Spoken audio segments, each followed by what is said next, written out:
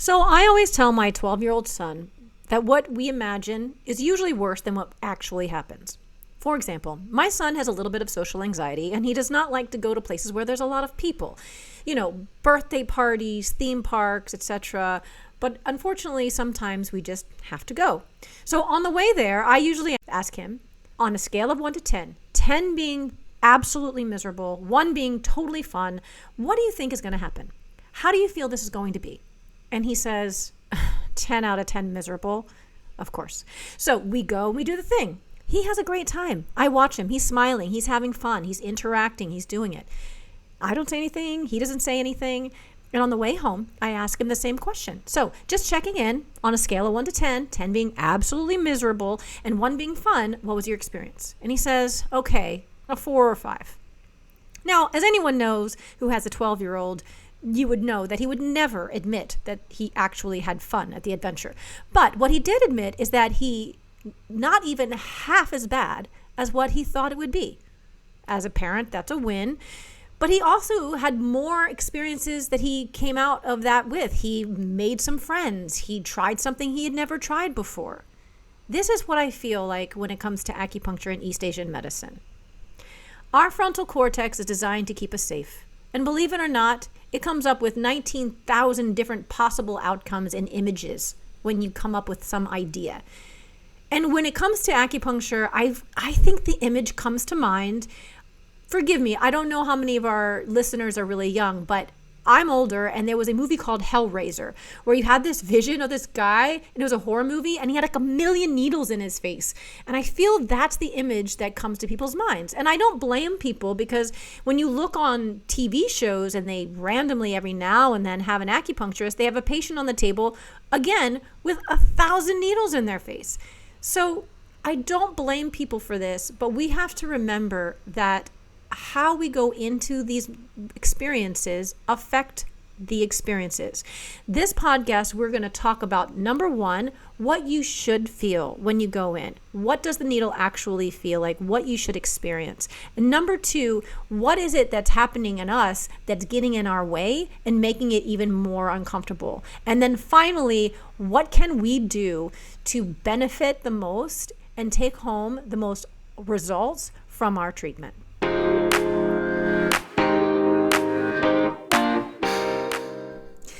I'm Melissa Lone, Doctor of Acupuncture and Chinese Medicine, and this is But I Don't Like Needles. So when you come in for acupuncture, you might be surprised that you're going to go through a in-depth intake, ideally. Now, every acupuncturist is different. I think we already discussed that. There's a lot of different styles of acupuncture. And the more that I go into this, we're going to explore the different states and the different countries and all the different types of methods behind it. However, there are some things that are going to be consistent in a good acupuncture clinic.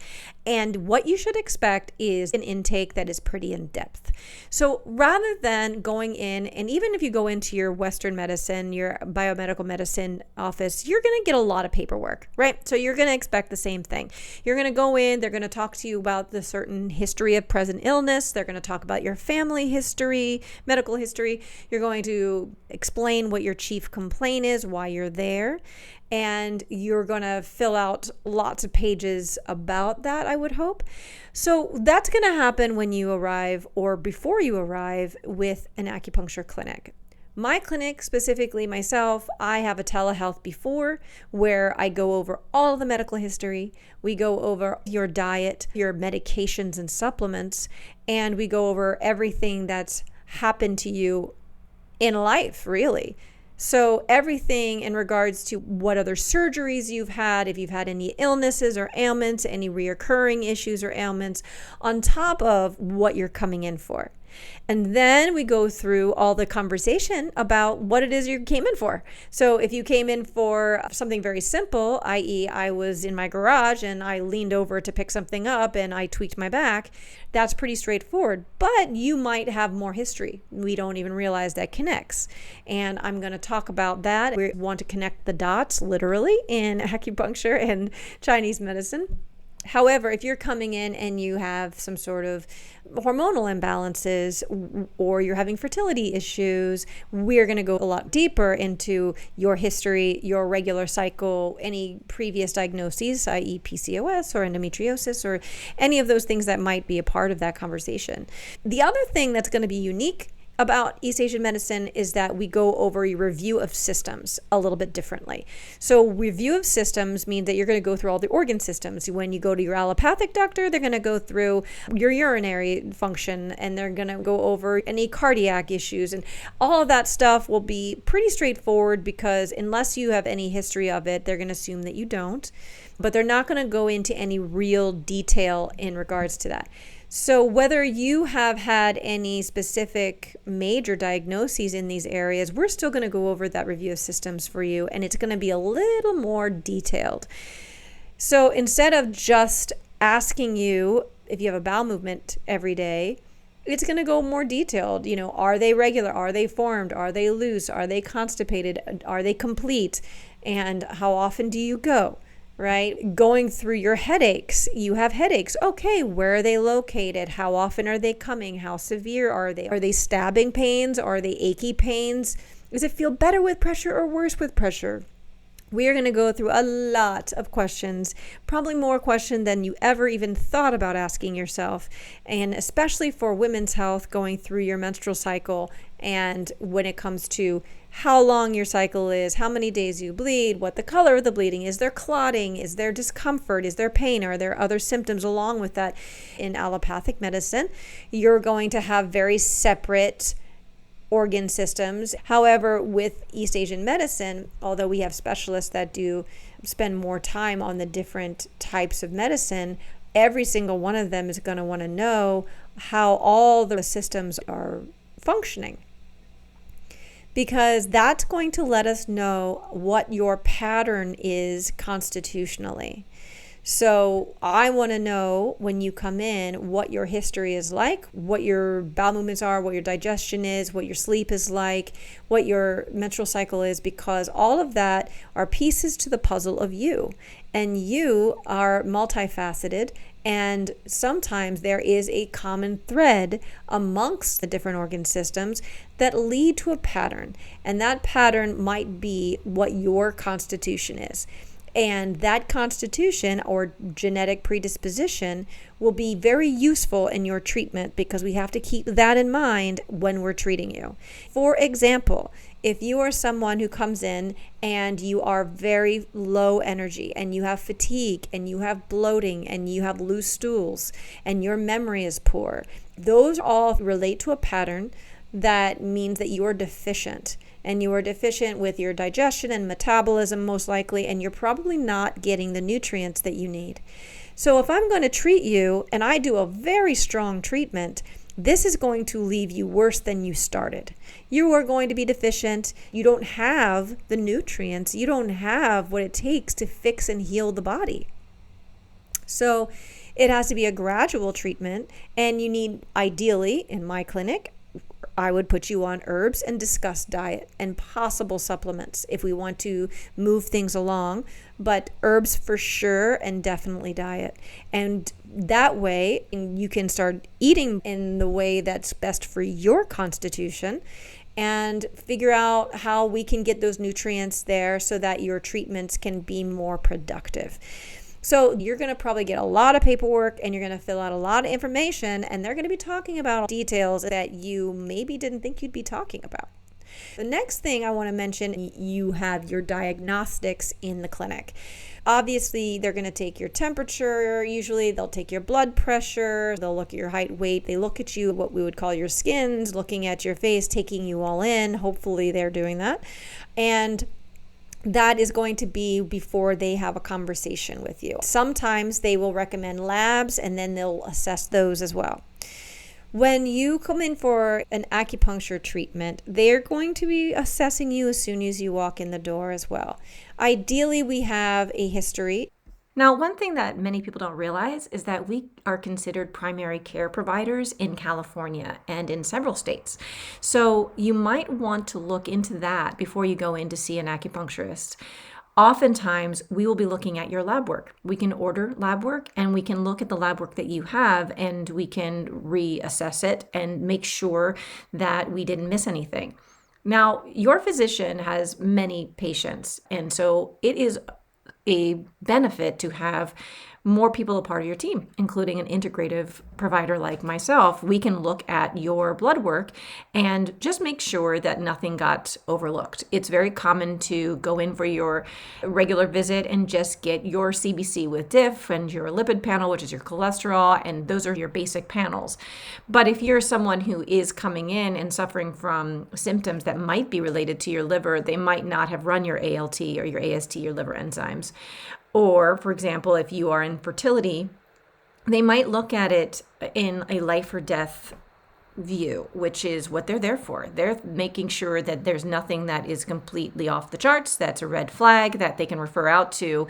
And we are looking at things in a finer tooth comb, so it looks a little closer to the levels of being on the higher end or the lower end. It will maybe affect your optimal health. For example, fertility.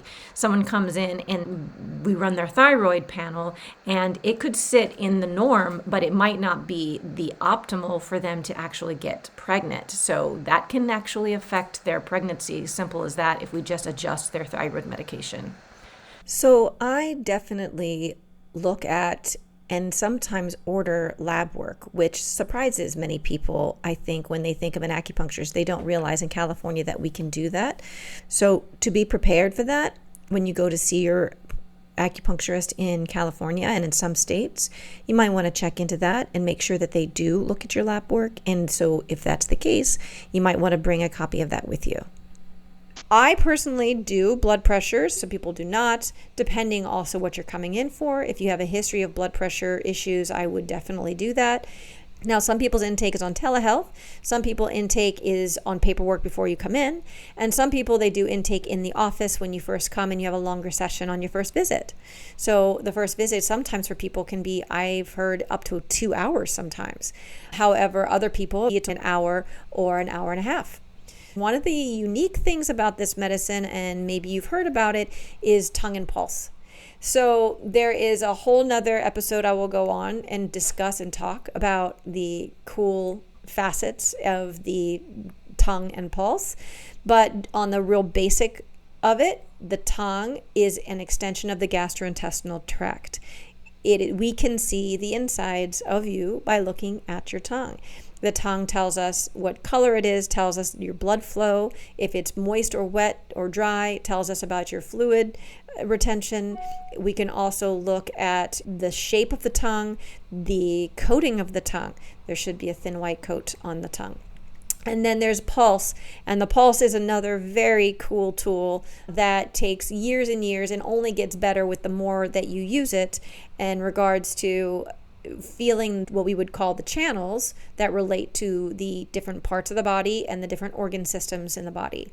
And believe it or not, the more you feel the pulse on the right side and the left side of the body, the more you can actually feel what's happening inside the patient. And this is a very special diagnostic tool for catching things that are not working out or not right or something is off before you feel it or before it gets to be severe enough to cause real difficulties. And so tongue and pulse will be done. Sometimes there is abdominal palpation that can also be useful and helpful. Sometimes if you're coming in for ortho and pain, there will be an assessment looking at your alignment, standing forward and back and laying down, etc. You will receive acupuncture. Some acupuncturists do front and back. Some only do one-sided. So it depends what you're coming in for and what you need. There's different tools like cupping and moxa and gua sha. When you do come in, I recommend that you do wear something loose that you can kind of pull up over your knees. There are some places that just do the distal extremities, which is the arms and the elbows and the hands and the wrists. Some people do more of the body, and they will have sheets there. So just like a massage, you'd get down to your bra and underwear and you would have a sheet and you would lay like you were going to get a massage, and you would have the acupuncture. The acupuncture needling should not ever be painful. In fact, the technique should be, again, that it gets past the dermis where you feel the pain sensation. It'll just feel like a tap. Sometimes, depending on your style of acupuncture, sometimes you feel something and sometimes you don't, depending on the style and depending on what you're looking for. Sometimes they offer moxa. Moxa can be done in many different ways, and you'll learn more about that in a different episode. And then there's also cupping, which leaves little suction cup marks, and that does not hurt. It can feel very weird, and it does leave marks, but it's really useful and a helpful tool, and we'll go into that as well. And sometimes acupuncturists will do a little bit of hands-on massage or stretching. Sometimes they give you exercises if it's related to ortho. It is in their scope of practice to give you dietary recommendations and supplement recommendations. It can sometimes be in their scope to refer out and to have more blood work done. And then you will design a treatment plan, and they will let you know, how do you feel when you come in? How do you feel when you left? See how you responded. From there, decide how many treatments. And as I had said in a previous episode, we usually recommend at a bare minimum about 5 or 6 treatments to really see if this is working for you. And oftentimes you have relief before then, especially if it's not too chronic and long-term and systemic. So that's what to expect. Thank you for listening and being a part of the conversation today. If you enjoyed it, please like us or leave a comment in the comment section. We would love your feedback, and we are open to topics that you would like to discuss. And better yet, if you know anyone that may benefit from this information, either they're suffering, they're in pain, or they're just curious about trying this medicine but they don't like needles, please share this podcast. As I always say, wellness is as contagious as the flu.